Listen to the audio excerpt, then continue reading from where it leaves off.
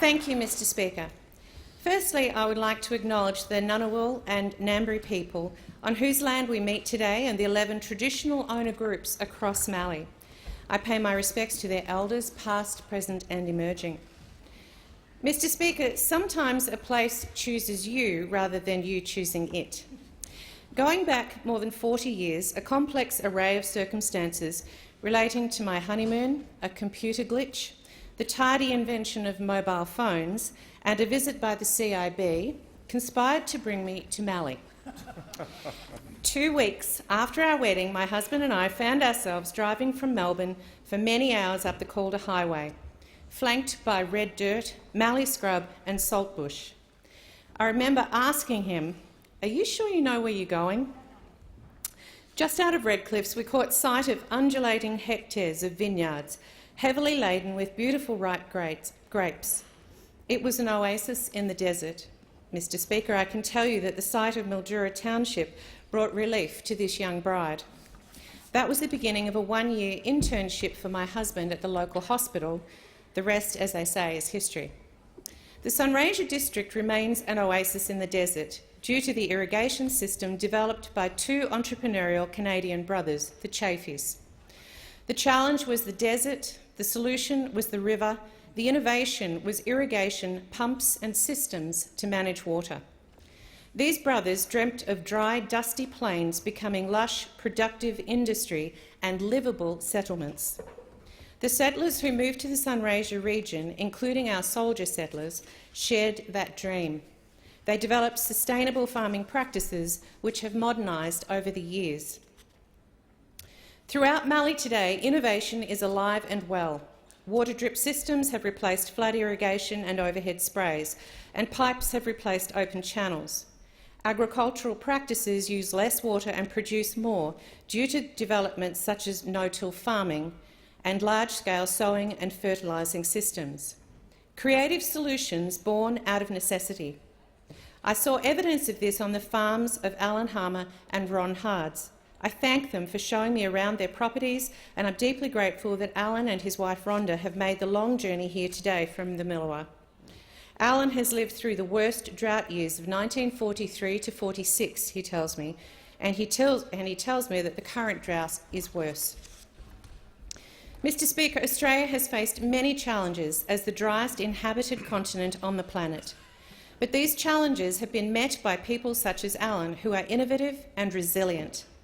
I have the great privilege of representing the people and communities of Mallee, from Maryborough in the south, Kahuna to the east, Eden Hope to the west and Mildura to the north. The electorate is just shy of 82,000 square kilometres, over a third of the state of Victoria, and boasts prime agricultural and horticultural land that grows stone fruit, grapes, vegetables, wheat, legumes, olives, almonds, dairy, sheep and beef, to name a few. The people of Mallee contribute an estimated $4.2 billion in agricultural GDP alone, with the total value of crops being 47.6% of Victoria's gross value and 14.2% of Victoria's livestock gross value, not to mention the other key industries that play a vital role in our economy, such as minerals and energy. The people and communities of Mallee are particularly resilient and thrive on challenge. Hundreds of farms across this sweeping electorate have responded overwhelmingly to the advent of the Wimmera Mallee pipeline. Towns at risk of demise have risen like a phoenix through determination and enterprise. Just consider Loverduck in Nil, True Foods in Maryborough, Cookers in Donald, Southern Mallee Diesel and Mechanical in Hopeton, the Woomalang Cooperative General Store and the small towns hosting the Silo Art Trail. If you haven't been through that, I encourage you. Community-based enterprises are a key component in connecting people to keep towns alive and services operating. Another example of resilience in Mallee is the extraordinary development and uptake of digital agriculture to access global markets. The Victorian Farmers Federation tell me that young people are coming back to the farm precisely because farming has become high-tech. They can reach global markets on their digital devices while driving their auto-steered harvesters. But opportunity does not exist for all.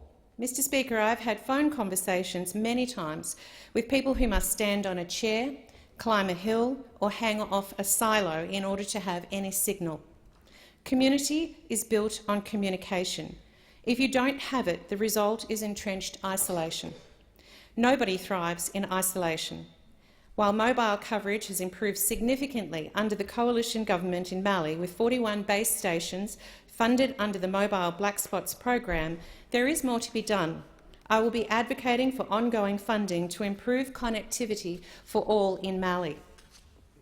We face many challenges socially and economically, but the people of Mali work together to address problems and create solutions. They bring enterprise and endeavour to create and sustain wealth. I am pleased to say this Morrison-McCormack government takes our responsibility seriously to foster productivity and opportunity and to remove the barriers that impede social and economic growth. I will strive to assist the hard-working and deserving people of Mali in every way possible. One of the most significant challenges we face every day in Australia, and magnified in Mali, is that our relatively small population is spread over large distances. Roads, rail and bridges are essential for productivity and community life. Locals and tourists alike need safe passage to travel throughout this vast electorate. Our farmers and industry need efficient transport mechanisms and systems to access domestic and export markets. Millions of tonnes of product are transported on road and rail each year, but both are in dire need of significant infrastructure. Due to the hard work of the National Party, there will be more upgrades to the Calder and Western highways in the next 12 months. And while the Mildura rail line has been upgraded to standard gauge through to the Port of Melbourne, the Murray Basin Rail project lies in disarray. My farming friends in Murrayville cannot justify moving their product to market on rail at current speeds of 15 kilometres per hour. The Victorian State Labor government has failed the people of Mali. They must complete this project in a timely manner. As someone who travelled 30,000 kilometres on Mali roads during the campaign, I can tell you that an efficient regional rail system would bring many social, safety and productivity benefits for everyone. More trains means less B-doubles and B-quads on our roads. One of the key issues in my electorate during my campaign, Mr. Speaker, was water, surprisingly. Our most precious national resource. It must be measured and managed responsibly and in the interest of all if our regions are to thrive. Water cannot be a political football. Ongoing bipartisan support that commits to balanced social, economic and environmental sustainability must remain our focus. The Murray-Darling Basin Plan is critical to the Mali electorate. The people of this electorate rely on us getting this right. I look forward to continuing to work with the Minister for Water Resources, Member for Maranoa, to improve management of the plan, protect farmers and to ensure greater regulation, accountability and transparency. These complexities must be managed in a way that considers the continent, not parochial corners of it, as Edmund Barton would say.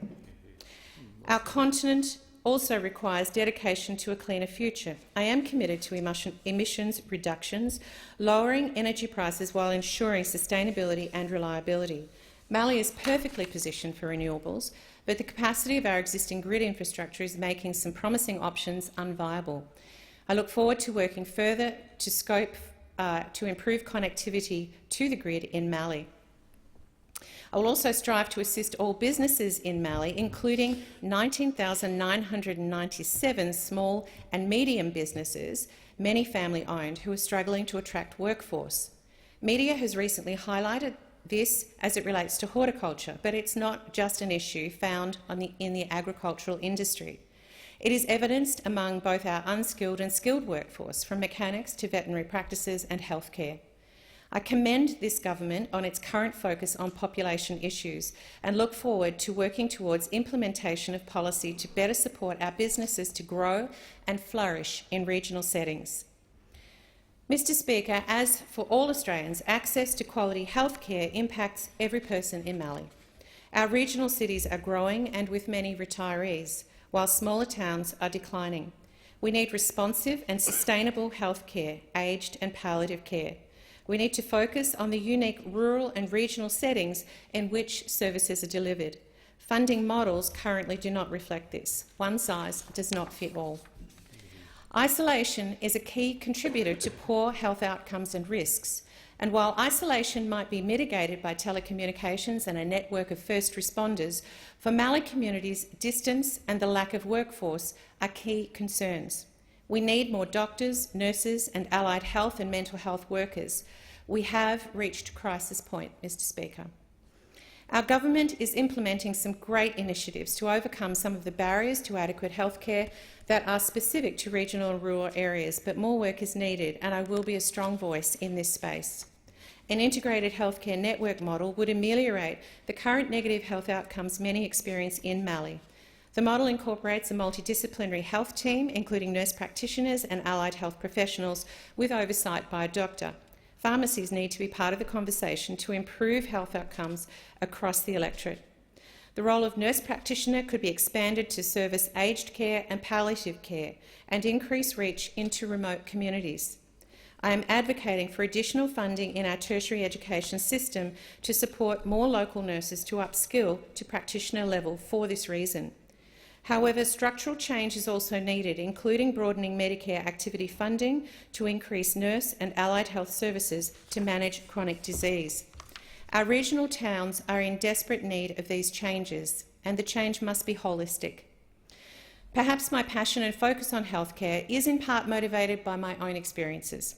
In the decades I have lived in Mildura, Mr. Speaker, I have needed to rely on emergency services and specialist healthcare on many occasions. A 5-year period of infertility meant many road trips to Melbourne to seek IVF assistance. The birth of my son at 27 weeks required a life-saving flight with air ambulance to the Royal Women's Hospital and then 4 months of neonatal intensive care in Melbourne for my son, while my husband continued working in Mildura. He would drive 6 hours after work to see our son in the early hours of the morning in intensive care.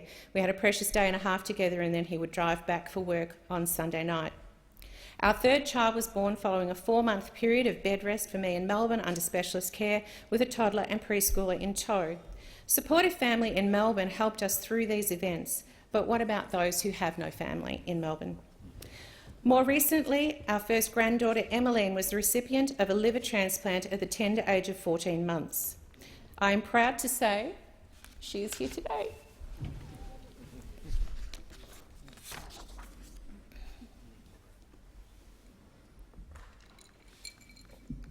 The Royal Children's Hospital in Melbourne was her home for months, and the care she received was exceptional. We are so grateful to her donor and their family for their gift of life. It is for this reason, Mr. Speaker, that I am establishing the Parliamentary Friends Group for Organ Donation, co-chaired by my colleague, Dr. Michael Freelander. I am thrilled to announce this during the National Donate Life Week campaign. I want to thank those members from both sides of the chamber that I've spoken to for supporting this initiative. Mr. Speaker, I also wish to talk about my family's current experience with cancer and what it means in a regional setting such as Mallee. My father has courageously battled cancer over the last 2 years. All of his surgery has been in Melbourne. Again, we are grateful for the expert care he has received. But there are additional challenges when you have to travel to Melbourne for surgery, checkups, tests and treatment. My sister Deb, who is here today, and my brother Guy supported my parents while in Melbourne. But again, what about those who have no family or support in Melbourne? This is the greatest tyranny of distance, Mr. Speaker. My father has been told this week that there is no more that can be done.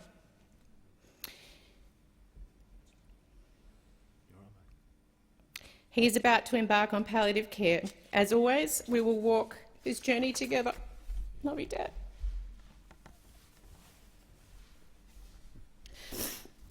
Mr. Speaker, our geographical and social isolation requires us to develop solutions such as fly-in, fly-out specialist care, retrieval services such as the air ambulance and telehealth, which connect specialist services with local health providers. I am pleased that the Morrison-McCormack government is focused on improving access to health through innovative measures, and I will be active to advance the well-being of all in Mallee. A person's postcode should not determine health status, but, Mr. Speaker, for many in Mallee, it currently does. I have always been passionate about injustice and understand the need for holistic approaches to the barriers faced by regional and rural communities. Becoming a sociologist and social worker has helped me understand the cultural, political, social and economic factors that impact individuals and their ability to thrive. It led me to one of my proudest career achievements to date, working with a small team in the creation of a not-for-profit organisation called Zoe Support. Zoe Support offers holistic, wraparound and place-based support to meet the needs of teen mothers and assist them to re-engage in education. Zoe Support has had extraordinary outcomes impacting 2 generations and sometimes even 3. Homelessness, mental health issues, drug and alcohol use and family violence have been significantly reduced through this essential service. In 7 years, Zoe Support has helped more than 200 young women in Mildura. Mr Speaker, our current statistics show that 32% of these long-term clients are now employed and 62% of our current clients are engaged in education. The mission of Zoe Support is connecting, inspiring and learning. As I've stated, nobody thrives in isolation. At Zoe Support, young mothers connect and inspire one another. The staff and volunteers live by the value of unconditional positive regard. When people are accepted and not judged, Mr Speaker, it is surprising how they can thrive. The learnings of this model, I believe, can be replicated across many diverse and specific disadvantaged groups. Over the years, I became particularly interested in vulnerability. I saw it in the mums at Zoe and it provided great insight into our service approaches. I recently completed a PhD that looks at the vulnerability of women who make the choice to adopt out in Australia today. I understand that the vulnerable are all around us and are us: young mothers, Indigenous Australians, refugees, farmers in drought, unemployed, aged, the chronically ill, those who live with a disability and returned soldiers, among others. The factors of vulnerability are irreversibility, dependency and unpredictability. While these factors are present every day in all of our lives to some extent or other, for the vulnerable they can be overwhelming and paralysing. But, Mr Speaker, we can act to mitigate vulnerability through responsibility, interdependency and hope. The unexpected result of this election has been to revive hope, evidenced by the stock market and the collective sigh of relief I'm sure I heard across Australia on May 18th. Responsibility, interdependency and hope can strengthen our ability to move forward and enable the vulnerable to reach their potential. It can also guide policy and develop resilience and hope, not just for Mallee, but across Australia. The experiences I have had and the knowledge I've gained through my involvement with Zoe Support and my studies have inspired my keen interest in social policy. Mr Speaker, my upbringing has provided the foundation for my worldview as a Christian. My parents, Paul and Dana Smithers, are here today, and I want to honour them for their faith and constant love. They have and continue to model servanthood and commitment. They have spent their lives working hard, paying their taxes and volunteering in their local church and community. Today, I also wish to honour my parents-in-law, David and Doreen Webster, my husband's, Philip's parents obviously, who both lived their lives faithful to their local church and family. Though both have passed on now, I want to pay tribute to them for raising my husband to the man of integrity he is. Philip, have I got you? Yes. He's there. Is he there? You are simply the love of my life. You inspire me every day with your selflessness, your compassion for all, your acceptance of life's most confronting issues, your rational open-mindedness and your dedication to your family and the health and well-being of not only your patients but of all those you know. I'm so pleased that our 3 adult children are present today. You are each a miracle and a joy to us. I'm so grateful to you, Hannah, and your husband, Rafe, Isaac and your fiancée, Narissa, and Bethany and your husband, Nicholas. Thank you for our 6 beautiful grandchildren, Emmeline and Indigo, Charlotte, Ruby, Tommy and Henry, who are beyond delight. You know that. I want to thank my church family for their love and support and acknowledge Pastor Bruce and Margaret who are here today. I also pay tribute to the staff, volunteers and young mothers at Zoe Support who continue this work without me, though I remain their patron. Thank you to those friends and family who have travelled from far and wide to come today. I appreciate and value your support. I particularly want to note my Judies, my aunt and my sister-in-law. You have long been my supporters. Thank you. People have asked me what has brought me to this point of wanting to be a politician. I'm not sure I wanted to be a politician. What I want is to make the world a better place. Politics right now needs strong representative leadership with the skills and life experience to advocate for a diverse range of people and complex challenges. I commit to consulting with my electorate and will strive to deliver for my electorate. My aim is to provide reason for the people of Mallee to respect and trust politics and politicians again. People have also asked me why the National Party, and I tell them the choice is simple. My values align with the National Party. I value private enterprise coupled with compassion for those who are less fortunate. I value regional well-being and prosperity. I want to fight for the rights of those in my electorate to access the same quality of resource, healthcare, education, transport infrastructure and job opportunities as their counterparts in the city. I wish to close today by thanking those who have supported me in my campaign. Victorian State Director Matt Harris and his team, Jake, Brooke, Xavier, Sarah, Lockie and Beck, my colleagues, particularly Deputy Prime Minister Michael McCormack, Senator Bridget McKenzie, Minister David Littleproud, Minister Darren Chester, who have gone above and beyond to assist me. I want to acknowledge the support of the former members for Mallee, Peter Fisher, John Forrest, Andrew Broad, Victorian Nationals leader Peter Walsh and state members Emma Keeley and Melina Bath, and the former member for Mildura, Peter Crisp. I want to thank the many mentors in my life, but in also the former member for Macquarie, my uncle Anne Webster, and Jim Wallace.